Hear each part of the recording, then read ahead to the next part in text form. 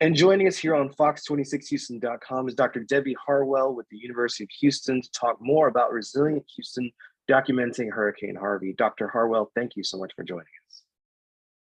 Thank you for having me. It's a pleasure. So let's talk about what this project consists of in terms of material. In other words, how much of it is depending on oral histories and firsthand records? Well, it is overwhelmingly depending on oral histories. We collected over 90 oral histories with people around the Houston community, a few in our, outside the city limits within our region, like LaPorte and places like that. But for the most part, they are all from the city of Houston, and they include people who were first responders, people who are storm survivors, as well as people who volunteered their time and talents to help others. So they really cover a broad spectrum of different types of stories and from different parts of the community. We did have a few people who gave us photos to use. I think a couple people gave us some Snapchat video as well. But for the most part, it is the oral interviews and then some photographs to supplement that. And could you take us through the process of when the project started, what inspired it, and what the initial goals were set in mind? Well, for those of us who do oral histories as part of our daily routine or our work, we recognized Harvey immediately as something that lends itself to oral history, because oral history really gets to the crux of people's experiences and how those experiences impact them. And there was no question that a storm of the magnitude of Harvey was a historic event. And so to capture those stories right away is also really good, because you are tapping into people's memories very close to the time of the event. So it lent itself to oral histories, and those of us who enjoy doing that sort of research really keyed in on that from the beginning. And so then the question became, how do we put together a project that can do that? And so the leadership for the Center for Public History, which included our director, Dr. Monica Perales, and Dr. Todd Romero, really were the ones who outlined how the project might unfold. And then different ones of us who are members of the faculty discussed how we could incorporate that into either our existing classes or by creating new classes that focused on doing these oral histories. So in my personal involvement, for example, I created a class called Voices from the Storm, in which my students not only studied Harvey, but we studied the trajectory of Houston's major storms going back to its earliest days, so that we had a historical perspective for storms in Houston, and then how did Harvey fit that mold, and how did Harvey break that mold in terms of the magnitude of the storm. And so from there, to gather oral histories, we started with people we knew. We talked to folks in our neighborhoods. Our students talked to people and their families. We worked through some community organizations and went out into the community, where we went to community centers and places like that, where people came to us and told us their stories. We would let them know that we're going to be there on a certain day and time. Churches were another place where we collected some of those interviews. So we really tried to approach it with from two directions, the one-on-one interviews, starting with people that we knew, and then those people referring us to other people, and then the community outreach piece where people came to us wanting to tell us their stories and share their stories. I'd like to elaborate a little bit on that, if you don't mind. What were some of the responses you were getting from folks whenever you were trying to reach out to them to talk about these stories? For the most part, people were really interested in taking part. In places where it was a really heavily flooded community, sometimes it was a little bit difficult for people to be able to make the time to get to us, because even several months later, they were still, rebuilding their homes and things like that. But even with that, they frequently, they did make an effort to get there. And for the people who were doing one-on-one interviews, they were very receptive because we could arrange around their schedules, and that made it a bit easier. Some people were really bitter about what had happened to them. Other people were very, very positive about the help and the love and support they had gotten from neighbors and family and churches and coworkers, and it was just amazing how many positive stories that we heard, even in the middle of such a difficult time. Well, and speaking of all that community help, there are a lot of professors involved in this project. Could you tell us more about the project's inclusivity? Sure. As I mentioned, Dr. Perales and Dr. Romero, who were definitely involved. Dr. Romero had a number of I'm trying to remember how many classes he had, 2 or 3 at least, that were involved. I had a couple of classes that were involved. Dr. Mark Goldberg, who is an associate professor in the history department, as well as the director of Jewish studies. He worked quite extensively with the Jewish community in Houston, and I believe he also had a couple of his classes involved. We had some of our affiliated research faculty members that worked with us as well. Dr. Julie Cohn was one of those folks. Dr. Kristen Winterstein and someone from anthropology. I'm sorry, I'm drawing a blank on his name. Keith. Dr. Romero could tell you, but it was an interdisciplinary effort, and definitely included people in the department who do a variety of different types of history and history in different parts of the community. So the Latino community, the African American community, etc. In fact, one of our graduate students, Sheridan Schwartz, who worked with us on the project, she's a PhD student. She teaches, or was teaching then at that time also at TSU. She made a lot of really great connections for us in the 3rd and 5th Ward. We collaborated with the Gregory African American Library at the Gregory School as well, with some of our oral histories. So it was really a collaborative effort on many fronts. Were there any other big highlights that you found while you were documenting Hurricane Harvey? Well, I think the thing about Harvey is just the magnitude of the storm made it unlike anything that we had ever done before. For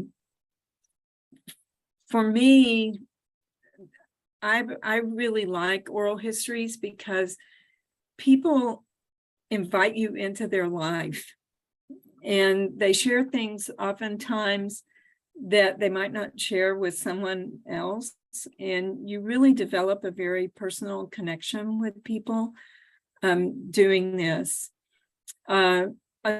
Another highlight for me was working with some of the EMTs that we interviewed. We had actually done, for the Houston History Magazine, history of Houston EMS just a year before Harvey struck. And so when Harvey hit, I had great connections there at the fire department, and I was able to call the folks at EMS, and they arranged for us to have a couple of group interviews at two of the different fire stations. And then I also did, and some of my students did, some interviews with individual EMTs, and they had some pretty remarkable stories of the sorts of things that they did in terms of rescues. And some of the stories were tragic, unfortunately. But you just meet amazing people. I don't know. Would it be okay if I share one story of one of the interviews that I did? Would that be all right? Yeah, of course. Okay. So I had made a connection through a friend where I live in Kingwood, who arranged for me to interview a woman from her church who was 90 years old. And she was wheelchair bound. And she had been flooded out of her home. She had 4 feet of water in her home. Oh, and wow. Yeah. And so she could have very easily drowned. And so when I interviewed her, she was talking about putting, she had a caregiver there, but the fire department had come and they didn't have a truck that could get close enough because the water was so deep to rescue her. So they were going to try to send a high water vehicle. And I asked her, oh my gosh, what were you thinking? And she said, well, I was thinking if they couldn't find someone, we couldn't be saved. And here was a woman, 90 years old, facing that prospect of death. And yet, later in the interview, when I asked her what was her most important memory of Harvey, she said it was of all the wonderful volunteers who helped people like her once they got to a shelter to have a warm blanket or a bite to eat or whatever. And she never got to go back to her house. She was in an assisted living when I interviewed her. And yet she was the most joyful person. And I think when you see people like that and you see the trauma that they've gone through, but yet how they try to turn it into a positive, it's really inspiring. On the other hand, you have people that are incredibly devastated and they've been through tremendous trauma, and it's going to take them years and years and years to get over that trauma. So you see all sides of the spectrum, and it gives you a really an appreciation for why it's important to gather the stories and understand that no one person has the same experience from the same event. Well, and on that note, I mean, you, like you mentioned earlier, you have these kind of personal connections with folks because they let you into their lives and their experiences. Were there any moments when you had an interview with someone that it was a little too close to home for you? I suppose the moment that struck a little too close to home for me came from the fact that I live in a neighborhood that about 80%, 70-80% of my neighborhood flooded. I did not. So there's that little bit of survivor's guilt that you feel, but at the same time, I lived in a home in Beaumont that flooded in the 1980s twice.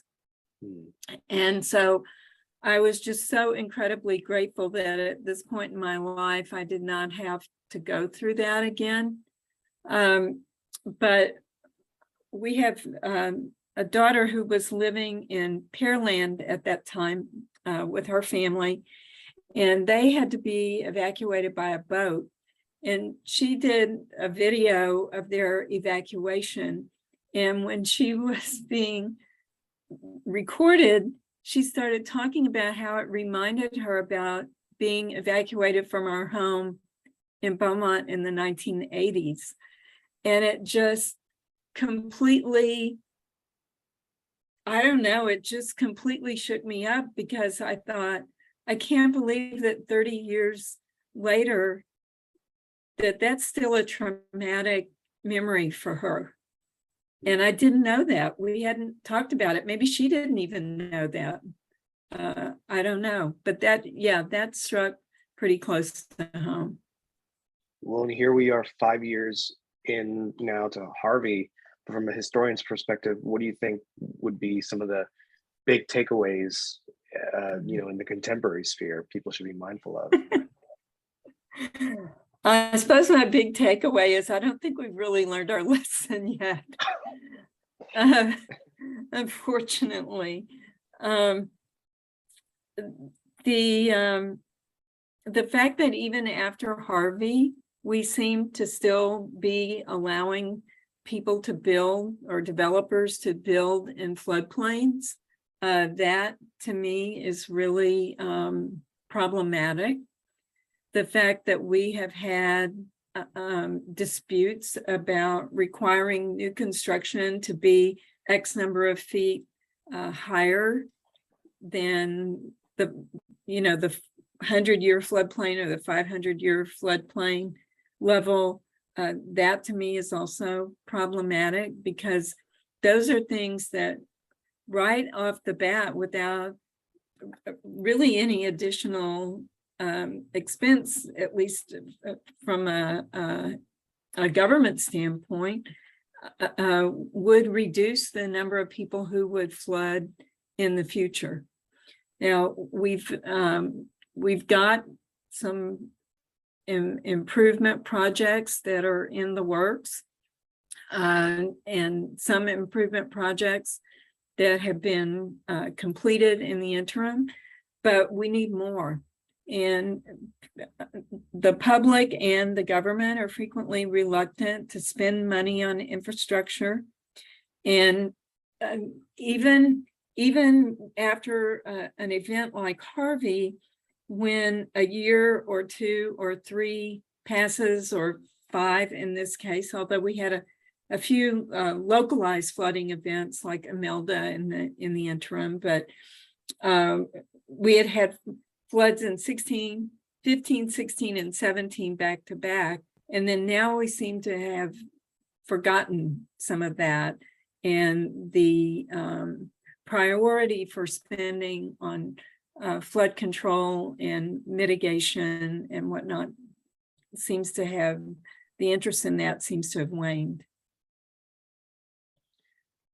I'm not trying to get into speculation, but 50 years from now, when someone reads these records that we've recorded for Hurricane Harvey, do you think, that'll still be their takeaway, that we've allowed history to repeat itself? I think they would ask, when Harvey hit, why had we been doing this repeatedly and no one had ever done anything about it yet? And depending on what happens in the ensuing 50 years will determine how much we do about it going forward. But Houston had its first really catastrophic floods in 1929 and 1935, I believe it was. And there was, action. And then we had the Barker and Addicks reservoirs built. But then the city developed so rapidly that infrastructure didn't keep up. And so we had repeated floods after that, not always citywide floods, but repeated floods that we didn't address in that same way that we had with the reservoirs. And we've done widening projects, we deepened the bayous, we did the concrete and learned that wasn't the best way to solve the problem. So we still have a lot to learn, and we still have a lot to do to make it better for the city in the future, and especially with climate change. It's not, the storms are not going to abate. We have to figure out what we're going to do to be able to live with them in that environment. Well, and hopefully these archives then can make us learn. How can people actually access these archives? Like, can the public actually check them out? So right now, the best way to do that is we have a website, and it is documentinghurricaneharvey.org. And a person can go there. They can see a selection of some of the interviews that we have done. They're not all there yet. We're in the process of working on that. We have, as I mentioned, we have about 90 that are part of the project. And again, we're in the process of finalizing transcripts, gathering up all the components, editing our video and our audio. And I'm hoping that before the end of this year, we will have been able to package all that and send it over to the Special Collections Archives at the University of Houston MD Anderson Library. And once they receive them, they will process them, and they will eventually become available online. Excellent. Is there anything else you'd like to add before we conclude? No, I think not much, other than the fact that I think it's really important for us to always remember that there are still people out there who have not recovered from Harvey. I still know someone who has wood studs for walls covered in plastic while they're waiting to be able to rebuild. And so just because most of us are not in that position, we should not lose sight of those people who are still in recovery mode.